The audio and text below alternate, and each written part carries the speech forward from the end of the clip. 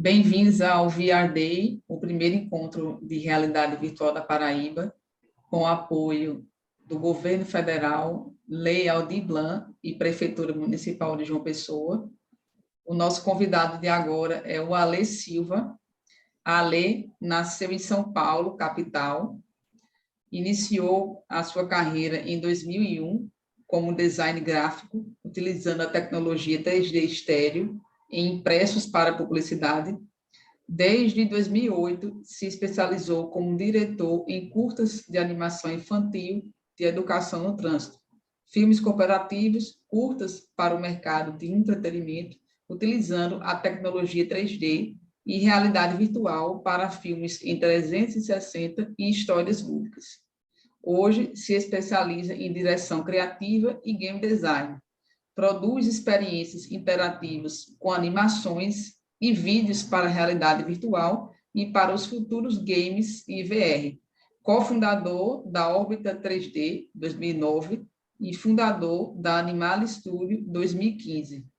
Hoje vamos falar um pouquinho sobre experiências interativas com animações para VR. Ale, muito obrigado por ter aceitado o convite de estar aqui no VR Day. É uma satisfação enorme estar recebendo você com essa palestra. E queria que você falasse um pouquinho sobre esse tema e entrasse mais no seu processo, como você chegou também, né, nesse campo da realidade virtual. Legal. Bem, estou bem feliz de estar aqui. O convite aí, né, é uma honra, uma satisfação de falar daquilo que a gente gosta, né, e daquilo que está sendo, talvez, bem falado nos últimos 3 meses, né?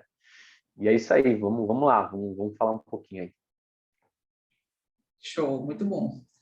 Então, vamos começar aí com sua palestra. Legal. Bem, falando um pouquinho de como a gente começou, né? A gente gosta de dizer que desde 2009 a gente gosta de contar história e gerar experiências, né? Então, a gente produziu alguns curtas-metragens, tanto para o pessoal do Teatro Tablado, né, que forma muitos artistas globais aí da Rede Globo, lá no Rio de Janeiro, né? Então, o André Matos, né, como vocês podem ver aí na imagem, ele foi um dos que a gente filmou junto lá no Teatro Tablado, produzindo em chroma key toda a viagem dele para apresentar isso num teatro. E depois isso foi colocado o óculos polarizado, né, para transmitir isso em estéreo no meio da peça de teatro. Então descia uma tela, o pessoal colocava o óculos e via isso, né? Então foi todo feito uma produção ali com o pessoal do teatro. Foi filmado em 3D estéreo, isso lá no Rio de Janeiro, na Praia do Arpoador, e também acho que no Jardim Botânico lá do Rio, né? Acho que esse é o parque de lá. Enfim, foi bem legal, né? Então a gente gosta de dizer que desde 2009 a gente pensa em contar história e gerar experiências, né? Mas a palestra hoje também, um pouco do que a gente vai falar, tô dando esse geral, né? Para dizer que a gente vai falar sobre experiências. Opa, só dar aqui, pronto. Experiências interativas para animações de VR, né? Então, a gente vai falar um pouquinho disso. Eu vou apresentar um pouquinho do que eu sei, apesar dos palestrantes serem de peso aí, né? E vão falar Todos são. Então é isso aí. Pode continuar? Pode continuar. Bem, animações para cinema em 3D, né? É interessante que isso começou pegar um pouquinho e dando assim um resumo do que a gente fez em 2009. E por que 2009, né? Porque foi em meados de 2009 mesmo quando lançou o primeiro, né? Porque a gente acredita que vai sair o segundo, o Avatar, né? O filme de James Cameron lançou em 2009, e isso deu um boom no mercado, assim, né? Então o 3D, esse de colocar o óculos, já existia antes, né? Hoje ninguém fala mais sobre isso, mas foi o nosso início, né? E foi o que talvez foi dando gatilhos para chegar um pouco hoje no VR que a gente conhece, né? Talvez lá atrás o 3D deu esse gatilho e foi feito teste de tecnologias evoluir. Então a gente teve essa jornada de trabalhar com 3D, levamos em muitas prefeituras, tem uma criança aí dando risada porque olha só a experiência que ela está tendo com óculos de papelão no rosto, né? E eu fico me perguntando, né, como é que é hoje você poder colocar um óculos em VR e ver para todos os lados. A experiência também é algo que encanta muito, né? Então, talvez essa alegria que essa criança teve, ela colocar o óculos VR hoje, talvez ela tenha muito mais, né? Porque a experiência é muito forte mesmo, é muito imersiva, né? Ale, A gente... só por Diga. curiosidade, eu comecei com o cinema 3D estereoscópico também, por conta de Avatar. Nossa, que legal. Meu TCC, na época, teve esse boom, né, do Avatar, e eu fiz um curto em 3D estereoscópico por conta desse boom do Avatar. Então, eu comecei no VR, né, no VR, por conta Sim. da estereoscopia. Não, e Priscila, com certeza isso foi o teu start, assim, que te fisgou, né? Foi, exatamente. É, Eu defendi em 2012, e foi a partir desse ano, que eu comecei a conhecer pessoas da área, né, nível Brasil, e foi onde eu conheci o seu grande parceiro, que me indicou você, né? Que a gente se que conheceu legal. através dele, né? Sim, sim, sim. Então, foi realmente um momento ali que cresceu muito, assim, essa questão de tecnologias. Até hoje, eu sou apaixonado por projeção em 3D, assim, eu gosto da estereoscopia, como você disse. Em meados de 2002, eu trabalhei numa empresa que eu era diretor de arte lá e manipulava muito imagens para criar o 3D estereoscópio, mas impresso, né? Impresso num lenticular, impresso num papel que é colocado uma lente em cima e através o prisma, né? Através da técnica de Uhum. prisma, quando você olha de um lado, você vê uma imagem, quando você olha de outro, você vê outra. Isso é a técnica do prisma. Mas quando você tem pequenas lentículas, né, fininhas, aquilo dá um efeito de sair do papel. Então, isso em 2002, né, o meu diretor trouxe para o Brasil uma empresa de PDV em anúncios, e isso encantou muito, assim, me encantava muito aquilo, né? E depois eu pensei, por que não fazer em movimento, né? Filmes em 3D estereoscópio. E aí a gente visitou a USP, né? A gente chegou a visitar lá na Politécnica, na USP, ver o que eles estavam fazendo. Eu nunca esqueço, eu tinha meados aí de meus 20 e poucos anos, e o pessoal da USP montou uma sala de projeção. Então você teve o primeiro holodeck, né? O primeiro holodeck, a primeira sala de imersão 3D. O pessoal da USP montava isso para você colocar um óculos e olhar para todo lado e ver tudo imersivo, né? E olha como a tecnologia evolui, isso lá em 2000, 2000 e pouquinho, acho que 2005, uma coisa assim. E foi evoluindo, e hoje você tem salas holodecks com óculos de realidade virtual, né? Exatamente. Mas vamos lá, eu estou até saindo do assunto.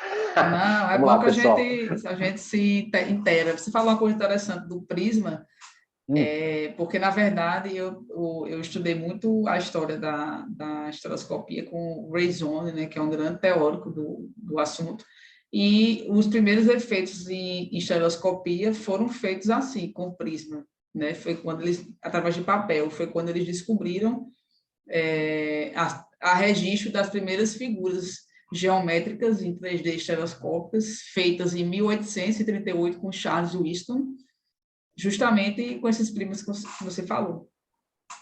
Nossa, que demais. É muito legal você ver a história, que você vê que existe existe uma evolução e muitos lá atrás já faziam, né? E se você procurar a realidade virtual mesmo, tem relatos antigos, né, da realidade virtual, né? Através eu esqueci o nome de um óculos que você olhava, realmente ele já tinha os dois para você ver fotografias, né?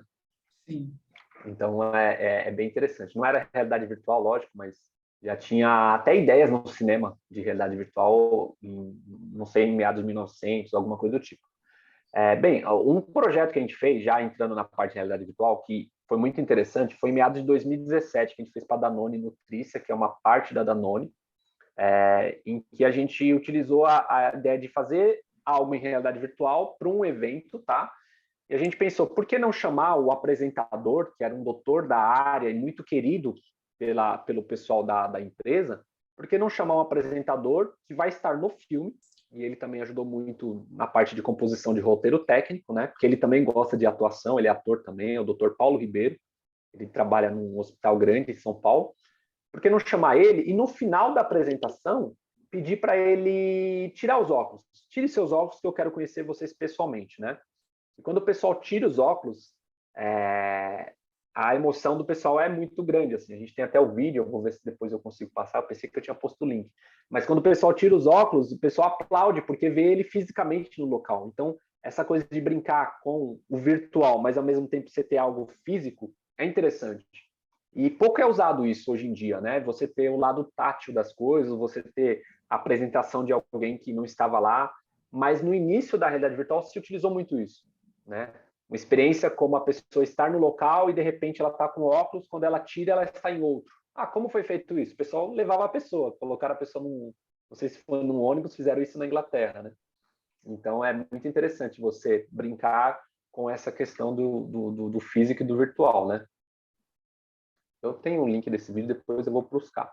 E aí também tem a experiência do pessoal da Sul América, tá? Que é colocar um apresentador no um ambiente totalmente em 3D, tá? Então, quando a gente fala também de realidade virtual, eu vou clicar aqui para ver como é que eu posso abrir aqui. Quando a gente fala de realidade virtual, a gente pode também apresentar algo que leve o pessoal para o ambiente virtual, né? Então, a gente filma o apresentador em um mundo real, num chroma key ou num ambiente, e coloca isso num ambiente totalmente 3D, tá? Isso também é possível.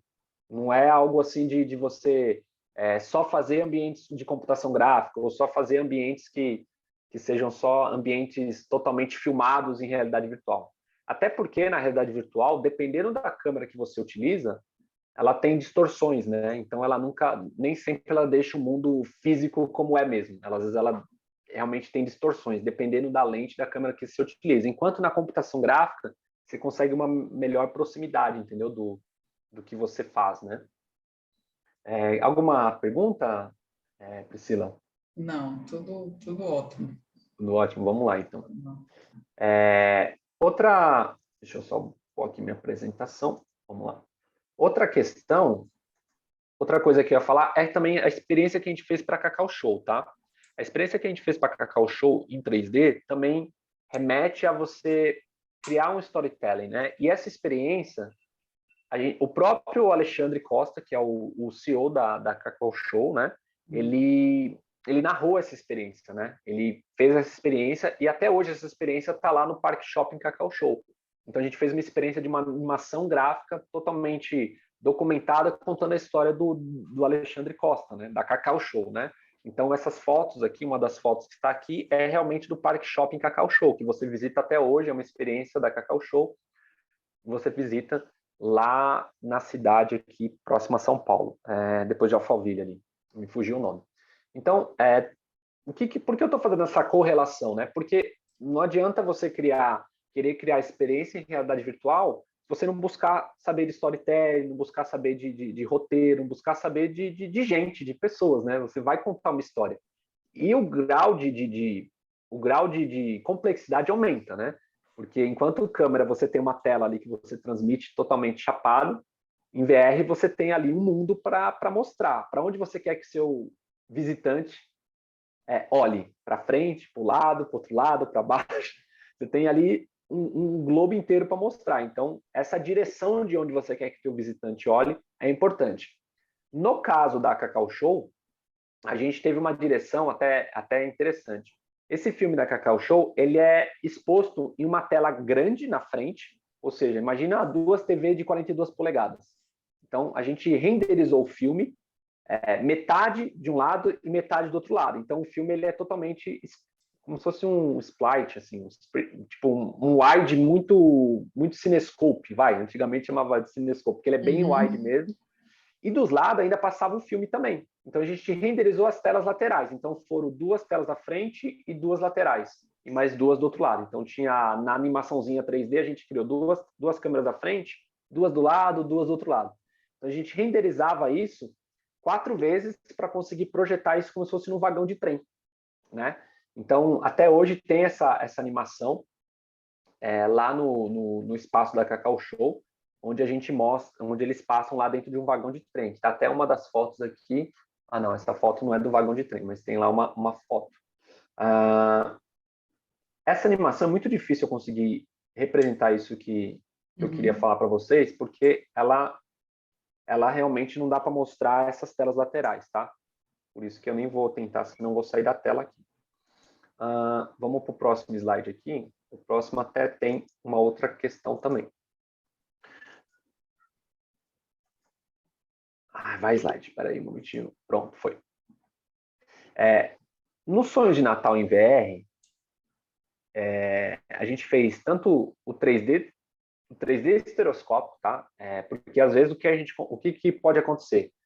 A gente transmitir algo em VR, a gente gravar em algo VR, mas isso não ser 3D, não foi feito em 3D estereoscópio. Não sei se você entendeu isso, Priscila? Você tem esse detalhe, porque muita gente, quando a gente explica, às vezes não consegue entender. E só tem forma de explicar isso você realmente colocando óculos e vendo o efeito 3D estereoscópico no óculos. Se eu coloco uma câmera que filme VR, que é 360, como essa daqui, ó, né? Isso aqui para fazer algumas brincadeiras, é a Gear 360 da Samsung, não sei se você conhece. Bacana, conheço. É bem legal. Ela não é estereoscópica, né? Ela tem uma câmera que filma, ela tem o 180 na frente, ela dá uma distorcida e pega um pouco em cima, é uma câmera lateral. Ela ser 3D estereoscópio, ela teria que ter praticamente duas na frente, duas atrás. Tanto é que em meados de 2015, né, já tinha as câmeras da GoPro, que era um rig monstrengo, assim, parece um monstro cheio de câmeras para poder conseguir filmar estereoscopia, né? E quando você vai isso para a computação gráfica permite muito mais simples isso.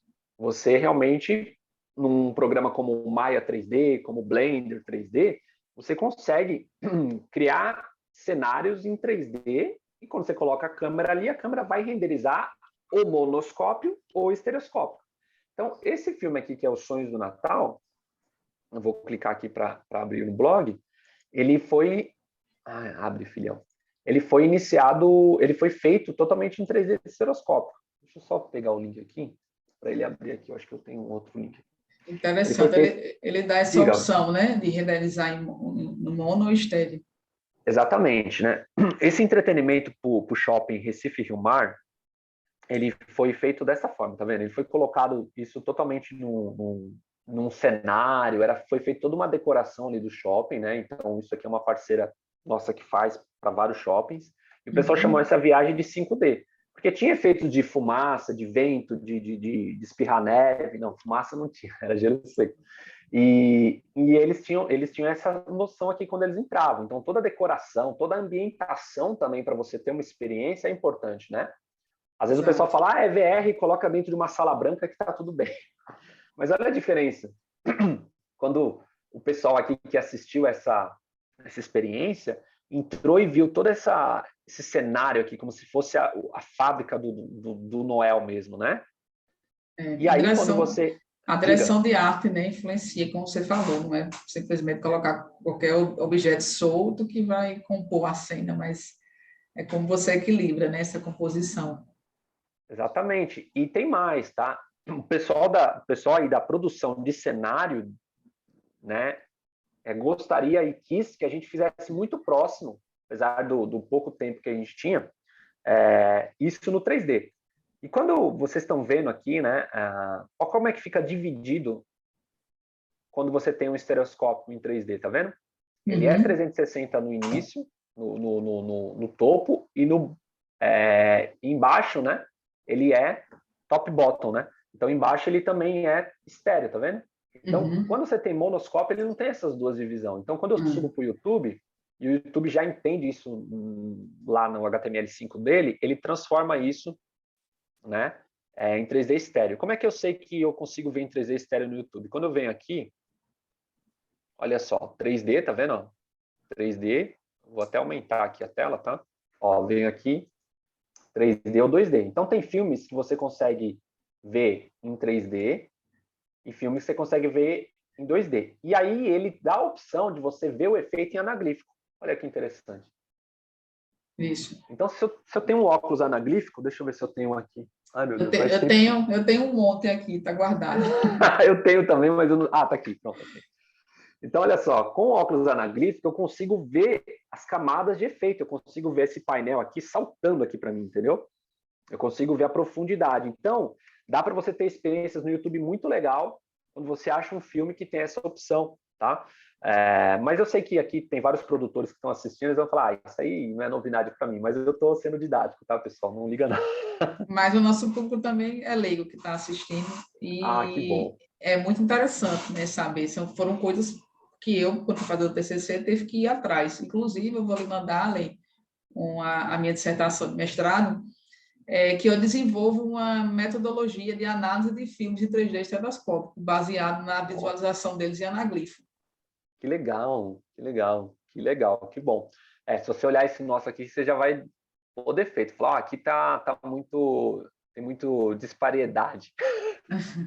Você sabe que né? Quando realmente, às vezes, o 3D você não pode ter muito efeito na frente, não muito atrás, e a gente enfrentou desafios aqui, porque a gente tinha que ter um trenó Uhum. muito na frente, né? Esse trenó ele tem que estar próximo ao observador para quando você colocar o óculos, você parecer que o painel está aqui, e ao mesmo tempo você tem um cenário grande lá atrás. Então, teve vários desafios esse filme, eu vou soltar um pouco aqui, só para vocês verem. O Uhum. legal desse filme, eu vou tirar do anaglifo, vou pôr em 2D, tá?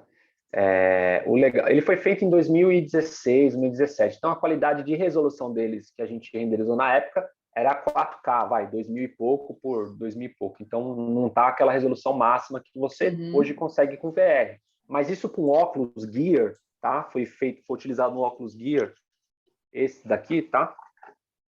Ele resolveu bem, tá? E o filme tem todo Depois eu vou mostrar mais sobre ele, não vou ficar mostrando agora, mas era só esse. Depois eu vou voltar a falar sobre ele, tá? Então era mais essa parte que eu queria mostrar para vocês. Beleza? Vou voltar lá para a apresentação aqui. Então, por que eu estava falando desses sonhos de Natal? Ah, tá. Que a história, né? E o que a gente fez foi vendo esse em VR. Tem mais coisas que eu vou falar sobre ele, então deixa eu ir aqui, senão eu vou me perder. Vamos lá. Tá, vamos falar um pouquinho o que mais a gente pode criar de experiências em VR. A gente tem uma iniciativa com a Educ, né? Educ Aprenda Diferente, que é iniciativas em VR para a área de educação, tá? Então, não sei por que ele deu isso aqui. Vamos ver se eu descubro, senão eu vou achando aqui enquanto isso, tá? Vou voltar para o meu slide que enquanto isso eu vou achando aqui. Sim. Eu pus todo o link aqui bonitinho e ele me deu isso. Deixa eu copiar o link aqui. Mas a área de educação, né, a gente tem visitado algumas escolas que... Deixa eu ver se eu consigo achar aqui. A gente tem visitado algumas escolas na área para levar filmes educativos em VR. E como que isso impacta para o aluno que assiste um filme como esse? Então, existem depoimentos que a gente fez com professores que a gente levou aula de física enquanto mostrava como é que são os planetas. Fizemos um filme totalmente do zero, um curta-metragem, enfim, uma aula que tem que durar no máximo 15 minutos com as crianças com óculos, então o filme durava uns 7 minutos, tá? Que era sobre alimentação saudável. Então, um dos frames que está aqui nesse filme é de alimentação saudável. A gente fez a pirâmide alimentar. Como é que você transmite a pirâmide alimentar para crianças de fundamental mais ou menos de 9 anos de idade, tá? A gente estava fazendo esse filme de maneira convencional, quando a gente começou a fazer, né? Que era o quê? Vamos fazer uma pirâmide alimentar para que a criança olhe e veja. Quem não lembra disso nessa aula, a pirâmide alimentar é constituída pelos macronutrientes e vai subindo até chegar nos doces, enfim, massas, legumes. Falou, por que não construir essa pirâmide de forma que a criança esteja na pirâmide? E conforme ela suba por dentro da pirâmide, como se fosse um elevador. Então, foi esse filme que a gente produziu, tá? Eu vou achar aqui para passar para vocês, tá? O Mas, aprendizado é muito rico, né, para as crianças, assim, usando a tecnologia VR para o aprendizado delas. Inclusive, há comprovação científica de que a assimilação do conteúdo fica muito um nível assim, existe métodos de aprendizagem, né? E um dos métodos mais bacanas de aprender é ensinando, que seria um dos mais fortes. Mas o nível de imersão que o VR proporciona não chega a ser igual, mas quase se equipara a esse ponto. E tem aquela, não sei se eu não acabei não pegando aqui porque não era o foco, mas você falou uma coisa bem interessante, que quando alguém fala para a gente algo, um podcast, por exemplo, né, um podcast, você ouve um podcast, você aprende, você compreende. Quando alguém te mostra, você entende. E o VR te traz uma outra questão. Ele vai além do vídeo, né? Então dizem que você aprende 30% a mais com o VR do que com o vídeo.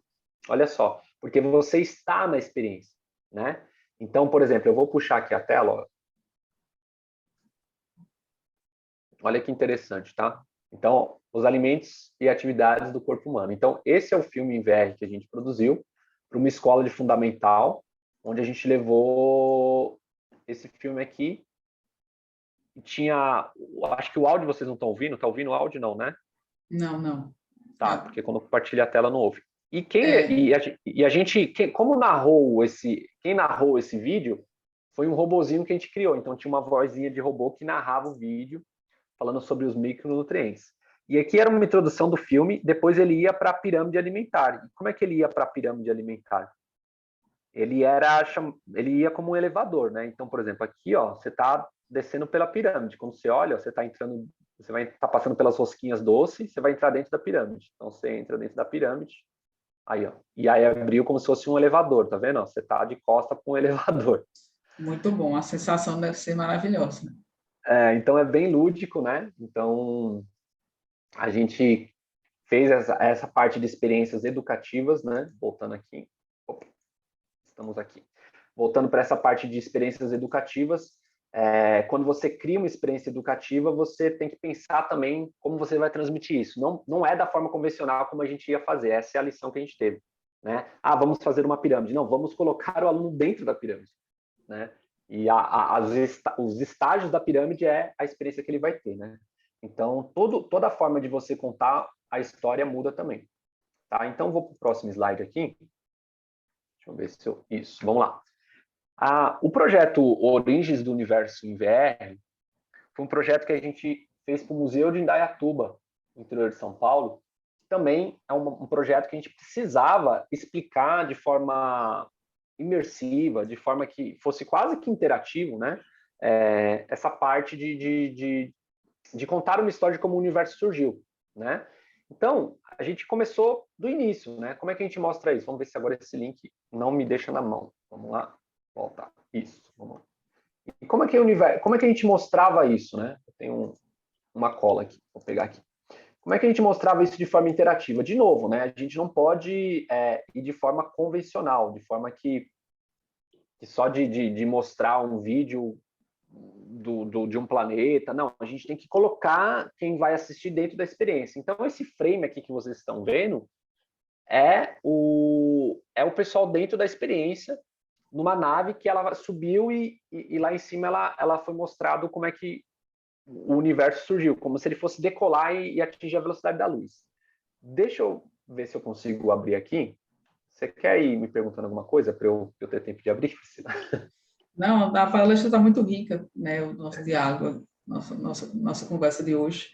E tem várias experiências muito interessantes, né? Que vocês desenvolveram.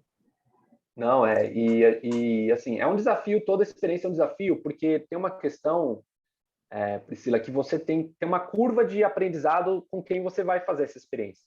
É diferente por exemplo, de eu pegar uma equipe aqui entre todos os organizadores do evento, você, e falar, vamos criar algo agora em VR. Todo mundo já tem uma linguagem que vai trocar ideia, compreende? Agora, imagina quem nunca fez nada em VR, você explicar o que é 3D, o que não é, como é que Sim. você explicar como é que é isso que eu falei agora, né? Que a história contada não pode ser convencional. Como é que você explica isso para um cliente? Como é que você explica isso para um parceiro de produção que nunca colocou um óculos e nunca visualizou, ou por mais que ele tenha visualizado? Então, você tem uma curva de aprendizado de quem você vai vender o negócio, de quem você vai vender É o um, projeto, entendeu? é um Não é algo desafio. que não é mainstream, né? O pessoal fala, já virou mainstream, já todo mundo já sabe o que é realidade virtual. Talvez você que é até de outro estado possa dizer que não. Por isso que você está levando esse evento para o teu estado. Aí eu quero ouvir um pouco de você, assim, enquanto eu abro aqui. Não, você falou uma coisa bem interessante, surgiu até outra pergunta agora, mas que é uma coisa recorrente, né? Não só com você, mas com outros convidados do VR Day.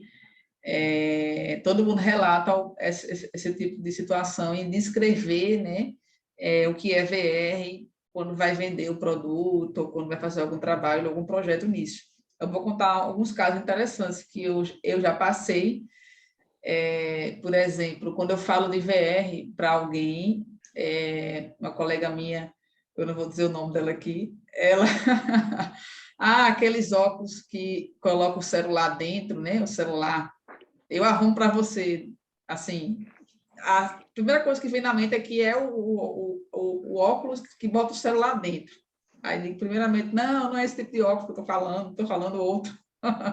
Ou outra colega minha que fala, VR. Aquelas fotos 360, né? Que a gente vê no Google Street View. O caso mais absurdo que eu já vi foi, assim, confundir VR com vale alimentação. Assim, a gente acha a gente que é entusiasta da área, acha que as pessoas compreendem, né? Assim, por isso que esse evento é dedicado em primeiro foco, pessoas leigas, entusiastas, tem palestra de vários segmentos, né? De várias áreas, para que as pessoas possam compreender melhor o que é a realidade virtual, da onde ela veio e as suas diferentes aplicações.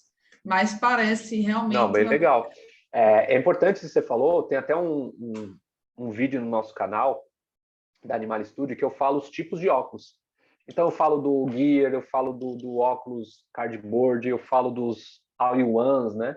E que não tem celular, é tudo já já é embutido tudo nele, né? Quando a gente fala, não tem celular, o pessoal que o com celular foi a nossa primeira iniciativa, assim, é como se fosse a roda quadrada, né? O de pôr o celular, né? Mas hoje já está evoluindo num grau que o do celular ficou para trás. Porém, a gente tem que ser humilde. E eu falo isso, pessoal. Eu adoro trabalhar com o Oculus Quest. O Oculus Quest é aquele do Facebook que não tem celular, né? Isso a gente até comenta no vídeo. Mas tem muitos museus, tem muito aí pelo nosso Brasilzão afora, que é difícil você convencer de investir num outro óculos que não é com celular, entendeu? É sim, difícil isso, você mostrar que não é o melhor dos mundos, você ir para um outro, até porque esse com o celular, vamos pegar vamos pegar o melhor, tá? O melhor é esse aqui, o Gear da Samsung, você sabe que ele tem dispositivos que fazem a experiência ficar até que legal aqui, tá? Mas o celular vai esquentar, não é a mesma coisa. O pior ainda é quando você vai com alguns que ainda não têm dispositivos nenhum interligados, né? A experiência não vai ser a mesma que uma experiência de um óculos Quest, etc e tal.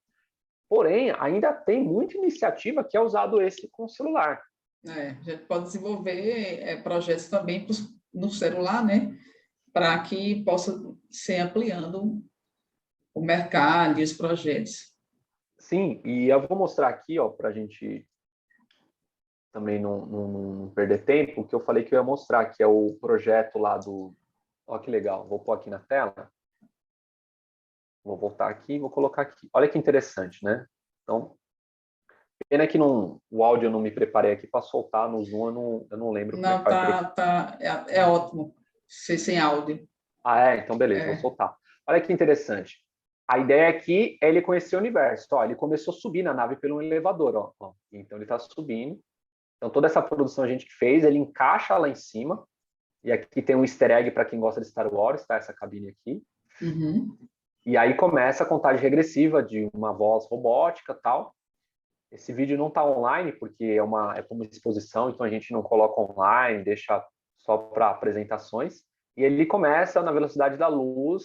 Então tem toda uma narração. A narração é bem aquela narração bem grave, né? Um locutor sendo bem interessante falando. E aí ele começa a chegar no ponto que há a primeira explosão do universo, né? Pela teoria do Big Bang. Então, tudo escuro, realmente há uma primeira explosão.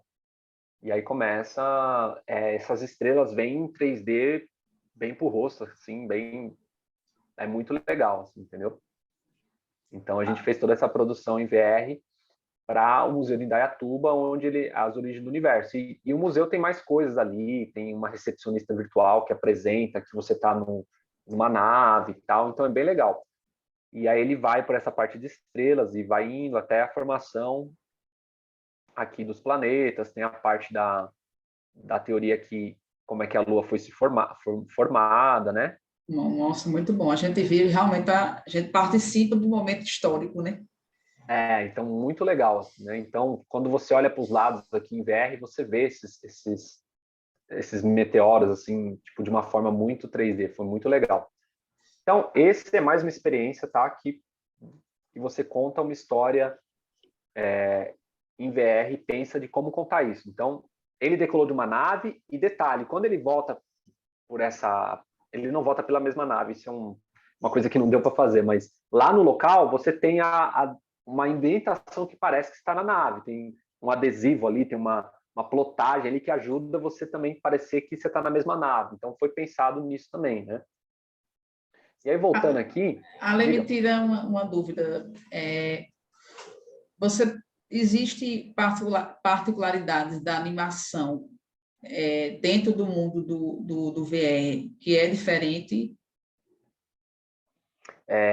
olha só, na questão de personagem, você criar técnicas para animar o personagem é as mesmas técnicas. Você animou um personagem correndo no VR, para fazer em VR, você vai ter que pôr ele em algum cenário. O que muda é realmente a direção da câmera, né? Isso era essa minha dúvida também. A É, a, mise-en-scène. a direção da câmera também, né? Então, e outra, a mise-en-scène, que é a animação, que é a atuação de um personagem, também pode ser mudada, né? Eu vi um exemplo que me mandaram essa semana, que o personagem ele sai aqui do ponto A de frente e a gente vai chegar nesse ponto. Vou correr para chegar lá. Ele sai desse ponto, que é o ponto de visão do observador, e ele percorre para o outro ponto aqui. Então você tem que virar, você acaba virando a tua cabeça para ir para outros pontos, né? A gente vai chegar lá, me lembra de falar sobre isso. Mas, bem, vamos lá, aqui né, eu não podia deixar de colocar o pessoal vai falar sobre isso aqui no evento, bem legal, mas o The Line, que é animação muito bacana, uma experiência muito bacana do pessoal que vai participar do evento aqui. E eu fiz uma brincadeira aqui, né? Saindo dessa parte de um pouco de animação VR, mas também continuando a falar, o mais legal de você criar animações em VR, criar histórias em VR, é também fazer parte da narrativa. E aí, para os mais velhos que vão entender a piada, né? Tem coisas que só game faz para você. Por que eu estou falando isso? Porque essa animação The Line não é só uma animação, é uma experiência que você participa dela. Então, esse frame que está aqui embaixo, tem uma mão aqui pegando, é que você é um maquinista, né? E eu não vou falar muito, senão vou dar spoilers aí da próxima apresentação, mas você participa dela, né? Então o pessoal vai falar um pouco mais dela, mas isso só é possível por causa dos games, por causa das experiências, né? Que faz você participar mais dela. Então você usa tudo aquilo que é legal de você transmitir animação, tudo aquilo que é legal de você contar uma história, e você fala, e se o protagonista, e se meu observador, e se quem estiver assistindo, né, fazer parte da experiência. Então, isso o game só faz para você. Então, fiz até uma brincadeira aqui, né? Tem coisas que só a Philco faz para você, né? Então, quem não lembra desse comercial, eu gosto de falar isso, tem coisas que só a Philco faz para você, né? Isso aí, acho que é da década de 90, né, Pri? Não queremos mostrar a nossa idade aqui, mas... Não, muito bom. Eu não me lembro, não me lembro. Pronto. O meu estudo publicidade também, mas muito bom, é isso. Tem coisas que só o game faz para você, só essa ideia de experiência, né? E aí eu brinquei que é coisa que só a Philco faz para você, porque eu gosto de falar isso pro pessoal. Tem coisas que só a Philco faz para você. E como a gente gosta muito de game experiências, tem coisas que só o game faz para você. Então, colocar o visitante dentro da experiência, dentro de vivenciar ações que ele possa fazer, é muito bom, né? Então, você ainda aprimora mais a experiência. Isso aqui a gente fez para um evento em Orlando, tá? Que queria utilizar no Halloween lá uma experiência de cortar elementos do Halloween, como se fosse uma espada laser. Então, foi bem interessante. A criançada adorou. Muito bom. E aí já foi a nossa iniciativa em criar experiência em VR, tá? Em game, VR. Tivemos esse protótipo também, que foi iniciado na Global Game Jam de 2020, tá? E aí o objetivo é você é um astronauta que você tem que montar coisas e você faz gambiarras para dar certo, né? Então, trazer essa storytelling que você é o astronauta, você tem que montar, você tem que fazer parte desse conto maior, né? Então, é também uma iniciativa em realidade virtual usando o game. E aí eu coloquei aqui também top 5 filmes aí em VR que é legal vocês buscarem, né? Para entender mais isso. E são filmes que você pode até, talvez, ver trailers e alguns assistir no YouTube, tá? O pessoal lembra do festival, né? Hyper Festival, né? Que tinha, né? Sim, o nosso grande parceiro, Fábio. Ah, que legal. E eles levavam esses filmes para a gente assistir lá, né? Eu assisti, eu não lembro Uhum. se assisti alguns desses, eu assisti num outro ano. E esse quinto aqui, ó, Alumet, né? Não sei se é assim que pronuncia, falam que é demais. E ele vai, no princípio, no mesmo conceito do filme da A Linha, né? Que é do Sim. nosso brasileiro aí, que ganhou até prêmio lá fora, enfim, ele vai contar um pouco mais. Prime Time Emmy. É, ganhou outro prêmio, não sei se é esse mesmo. Foi o Festival de Veneza também. Festival de Veneza, isso. E esses filmes, eles vão na linha de você fazer parte da experiência, de você ter que mexer algo, de você ter que ajudar o protagonista, ou só de você observar o filme, essa experiência de outros pontos de visualização, né? Então, esse Alumet, né? Você agacha para ver mais de perto, você vê o personagem num patamar que você tem que levantar ou puxar algo para você ver, ou você tem que olhar através de uma janela. As ações, aí você fala, mas eu não gosto de jogar videogame, eu não gosto de ficar explodindo um monte de coisa, mas não é isso. Essas experiências, esses filmes, eles são diferentes. Você participa deles como se fosse um observador oculto da história ali. Você está ali. Eu vi uma experiência no Oculus Quest, que eu não consegui achar ele, que você fica dentro de um quarto de guerra. Então, não sei se chama quarto de guerra ou after, after war, uma coisa assim, que você está dentro de um quarto que foi bombardeado pela guerra lá da Ucrânia, ali da região, e está todo destruída a rua. Então você só vê a rua destruída quando você vai na janela. Isso no Oculus Quest é demais você ter essa experiência, né? Então esse tipo de experiência que você traz o observador para fazer parte é muito interessante. E aí, indo para mais uma aqui, quais são as técnicas que a gente utiliza para contar uma experiência VR interativa? Existem formas que você usa para contar? Deixa eu ver aqui se vai abrir aqui. Ah, ele não abre dessa forma. Eu vou ter que vir para cá. Peraí. Existem formas que você utiliza para contar essas experiências que você... Ah, peraí. Que você tem um... Diga. Ele perguntar ali, quanto tempo para um projeto com animação em realidade virtual demanda, né, em termos de cronograma? Olha, eu gosto de dizer que, assim, Dependendo da complexidade do projeto também. a gente já fez muita coisa assim curta que dá para fazer em 1 mês e meio, 2 meses, assim, sabe? Coisas de 3 minutos, 4 minutos, muito bem pensado. Por exemplo, aquele projeto que a gente fez dos sonhos de Natal, tá? Foi 4 minutos e a gente trabalhou com muita calma nele, questão de arte e tal. Levou uns 3 meses, assim, para a gente, ainda mais que foi bem em 2018, 2019, que muitas coisas estavam sendo experimentadas ainda, 2017. Então levou 3 meses, mas lógico, não foi corrido. Mas se hoje fosse pegar um projeto assim para fazer de 5 minutos, lógico, existem vários projetos que você pode fazer de 5 minutos, tá? Você pode fazer um projeto de 5 minutos num nível para participar de festivais e prêmios, como você pode fazer um projeto de 5 minutos para um entretenimento mais corporativo. Você tem que saber diferenciar isso. Um projeto para publicidade, ele nunca vai ser de 5 minutos, ele vai ser de 30 segundos, né? Exato. E esse de 30 segundos pode ser que leve 1 mês para fazer com uma equipe de 20 pessoas, 30 segundos. Porque ele vai envolver ali um grau de acabamento muito grande, né? Então, assim, depende muito a expectativa que você quer entregar, né? Mas vamos pensar, eu acredito que um projeto como aquele da linha, pode levar quase 6 meses a um ano, assim, para você chegar naquilo, entendeu? Chegar a fazer testes como aquilo. Agora, você fala, eu quero fazer um filme pequeno em VR, eu quero contar uma história que eu envolva filmagem, computação gráfica, dá para você pensar de 1 mês a 2 meses, com uma equipe bem bacana, sabe? Então, Reduzida, né? depende muito da expectativa final que o cliente quer chegar, né? Como ele quer, quais são as técnicas que ele quer usar. Hoje a tecnologia ajudou a agilizar muito, né? E aí eu vou compartilhar aqui esse roteiro que a gente fez para o Grupo Impacta, que é um grupo de tecnologia, de educação, e só para ter uma ideia, tá? Isso foi um diretor e roteirista nosso, ele fez um curso online, curso totalmente, era em inglês, nem sei se tem no Brasil algo do tipo, foi antes da pandemia que ele fez esse curso, e ele, como um diretor e roteirista que nunca fez um roteiro em VR, ele meio que estudou e falou, como é que eu posso transmitir isso de melhor forma?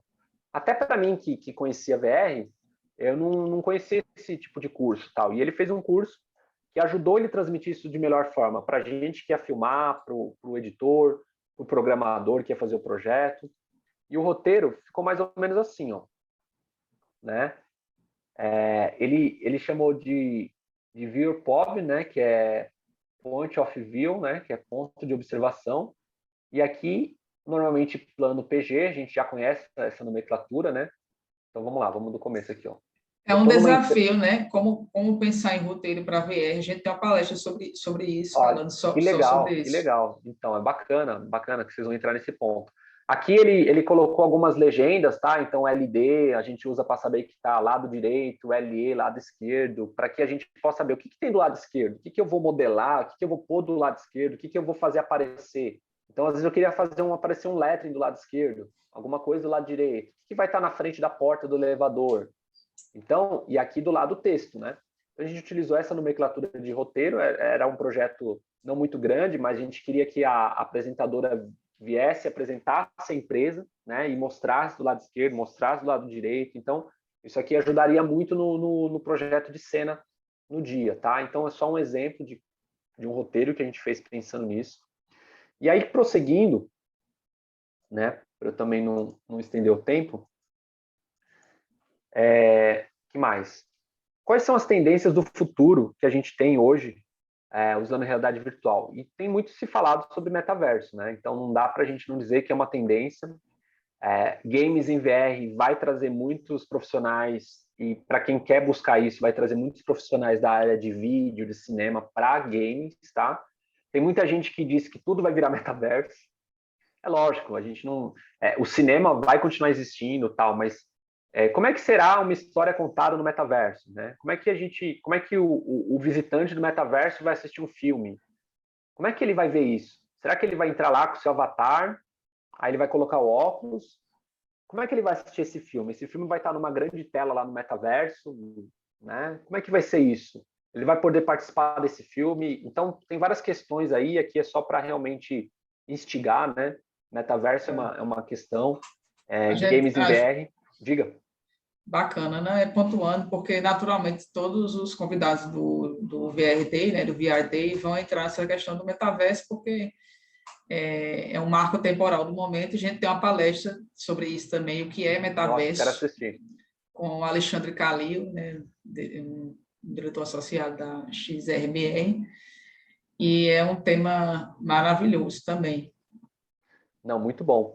E eu acabei não falando aqui, tá? Eu pulei Mas aqui, quando eu ia mostrar esse sonho de Natal aqui, nesse filme, tem uma parte que, como eu estava mostrando para vocês, que o pessoal, eles tinham a questão de enxergar o que estava em volta, né? Então, isso tem a ver com aquele roteiro. Só para finalizar aquela parte, de quando a gente pensar em produção em realidade virtual, a gente realmente se enxergar dentro da produção. É diferente de você mostrar só aquela tela e só aqueles cortes que você quer contar a história só com os cortes.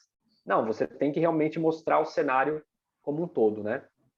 E o metaverso, ele tem muito a ver com isso. Você está, de novo, inserido num mundo ali.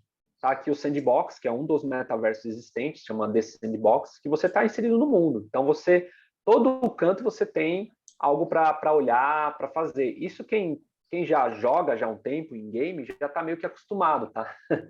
Então, quando você vai contar narrativas em VR, experiências que contam a história, você tem que realmente fazer parte desse mundo. Eu acredito que até uma coisa para instigar a criatividade, quando você vai contar uma experiência narrativa em VR, é você realmente criar o cenário antes e depois pensar em fazer o roteiro. É uma forma. Ou você visitar o cenário antes, que você quer contar essa narrativa, e depois pensar no que se passou naquela sala, o que se passou naquela oficina, o que se passou naquele cenário, e em que ponto você vai chamar a atenção para o observador, né? Então isso é uma coisa interessante de se pensar, né? O cenário Você criar o cenário antes do roteiro, você disse? Claro que vamos pôr os pontos aqui. Quando a gente fala em Certo. computação gráfica, você pode fazer rascunhos disso, tá? Quando você fala em Uhum. filmagem, é um pouco diferente, né? Dificilmente você vai ter uma produção que você vai... Como é que eu vou criar um cenário antes? Você tá louco? Você vai gastar muito. Então, como é que eu crio isso de forma de mockup? Como é que eu crio isso de forma de maquetes? Como é que eu crio isso só com pedras, quadradinhos, né? Fazer uma forma prática para que eu possa saber onde eu vou pôr minha câmera. Porque, realmente, para quem nunca criou uma experiência em VR, se você só pensar na frente ali e não pensar chamar atenção para o restante da história, você vai ter que, então, deixar tudo preto em volta e fazer 180 graus, que é uma opção também, né? Ou você cria o restante. Então, antigamente, e até o cinema de Hollywood utiliza isso, eles criam cenários ali de forma de maquete para poder ter melhor visão de onde vai pôr a câmera. É isso que eu quis dizer, de você pensar dessa forma. Em computação gráfica é mais fácil isso, né?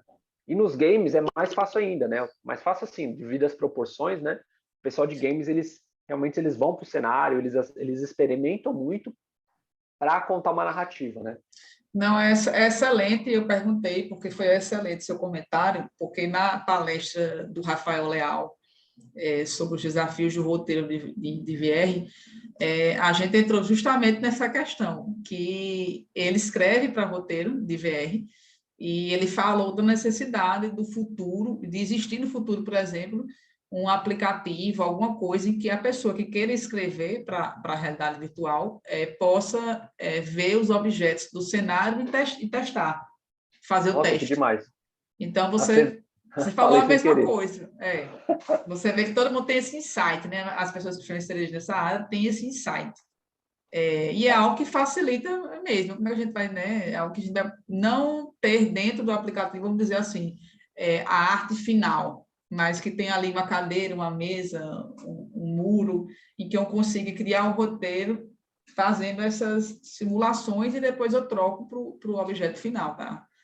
Não, Da... ótimo. E isso que você está falando tem muito a ver, a gente teve que conseguir na prática, tá? A resolução disso aqui, eu não sei o que acontece, mas nesse caso aqui, ó, quando a gente estava criando esse filme, uma das questões que a gente teve é que quando entrava dentro do túnel aqui, ó, que legal, né? E detalhe, tá?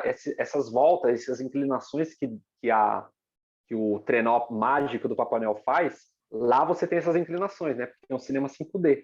5D por quê? Porque tem mais, né, experiências de inclinações, né? E mexe junto. Então a gente queria que quando entrasse aqui, a dublagem do personagem, que é o Papai Noel e um duende, né, que fala com o Papai Noel, ele falasse assim, começasse um trem atrás deles. E aí quando você olha ó, por trás, vai começar a vir um trem, tá vendo? Então eu virei para trás, então vai começar a vir um trem, ó. Olha lá o trem vindo. Então o barulho, o som do trem, né, vindo, ele fala, ele está chegando perto. Tá vendo? Então tem tudo isso nesse filme. E aí eles vão, mergulham numa nuvem, né? Ó, e aí eles conhecem eles vão para a Vila Encantada lá, onde eles têm que soltar os presentes, né? E O que é aí que, o que, fica bem interessante. bacana. O que é que você acha, Lê, que o som acrescenta na experiência de realidade virtual? Tudo, né? E isso é uma coisa que é menosprezada, tá? Esse filme aqui, a gente teve um trilheiro que é músico, o Marcelo Agaldete, né? Ele é músico, ele fez as duas vozes, né? Então ele faz a voz do Papai Noel, que é super assim, ele faz, socorro, tá? Então ele faz as duas vozes e ficou muito legal. Então o roteiro foi pensado nesses dois personagens, que eu esqueci o nome do segundo personagem, que é como se fosse o Duende, que no começo ele fala, não demos comida para o... Fala o nome das renas do Papai Noel. Não demos comida para ela. E aí o Papai Noel falou, como é que você pode esquecer? Então fica essa brincadeira o tempo todo. Então é muito divertido, né? E quando ele está nesse túnel, esse trem, né? Vou deixar passando aqui. esse trem faz um barulho muito interessante. Então, assim, se o trem não fizesse o barulho, não causaria a sensação de o pessoal que está com óculos olhar para trás, entendeu? Então, muitas vezes é menosprezada a questão do áudio. Então, esse colega de trabalho, ele fez toda a trilha, ele trabalhou com a gente no roteiro. No início do roteiro, ele falou assim, olha, tem que ter aqui, vamos chamar atenção para isso. O Marcelo faz a trilha para isso. Então, foi totalmente pensado. Então, o áudio para a realidade virtual é super importante. Porém, os headsets que hoje em dia a gente usa, quando a gente quer baratear e comprar, não tem esse áudio 360, né? É um áudio que ele sai do headset ali, mas não é um baita fone, ele não faz a divisão, mas na produção dá para você pensar nisso, né? Então, eu acredito que tem especialistas aí na área. No Hyper Festival, eu lembro que tinha uma palestra que falava só sobre áudio para produção de filme em realidade virtual. E hoje, na área de games, também é um nicho, assim, sabe? É um setor, digamos assim. Muito bom. E agradecendo também ao Fábio, ele está aqui também no VR Day, no VR Day. E a ideia de fazer esse evento, né, nasceu também durante o Hype Festival, né? Eu estava lá na primeira edição deles online, por causa da pandemia, e o que favoreceu que eu fosse, muita gente do país fosse, por ser online, né? Você foi na versão online, que foi no ano passado, né? Acho que foi ano retrasado. Ano retrasado. Mas muito bom, muito bom. Você tem uma gama aí de experiências que são muito interessantes dentro do VR. Legal. E aí, aqui eu só dei um resumo, né, de uma questão que está sendo bem interessante, né? O ensino nas universidades estão utilizando o VR, né? Cursos extras, né? Por exemplo, o pessoal da startup Bitus, né? Eles são da Binóculos, que é um conhecido nosso. A Binóculos, eles foram uma das pioneiras em fabricar óculos de realidade virtual no Brasil. E eles têm hoje a Bitus, que leva aulas de inglês, né? Muito bom. Que fazem experiências e narrativas para levar isso para alunos. A parte de educação fundamental, a gente teve a iniciativa da Educ, né, que é levar para as escolas, deu uma parada com relação à pandemia, mas é uma das últimas a adotar experiências novas. É muito difícil o pessoal da educação fundamental, do ensino formal, eles estão começando agora a perceber isso, tá? A gente está desde 2008 levando e educando, tentando mostrar, eles estão começando a perceber agora que dá para utilizar, entendeu? E eu acho que estou perto do final aqui. Vamos ver. Isso, acho que é isso. A nossa equipe envolvida hoje conta com desde cinegrafista, ilustrador, Nossa, Marcelo, muito que é bom. roteirista. E estamos aí. É isso. Parabéns mesmo, Ale. É isso mesmo. Show de bola. Só tenho a agradecer por você estar participando aqui do evento. Com certeza a gente vai ser uma parceria de longas datas e deixo você com as considerações finais.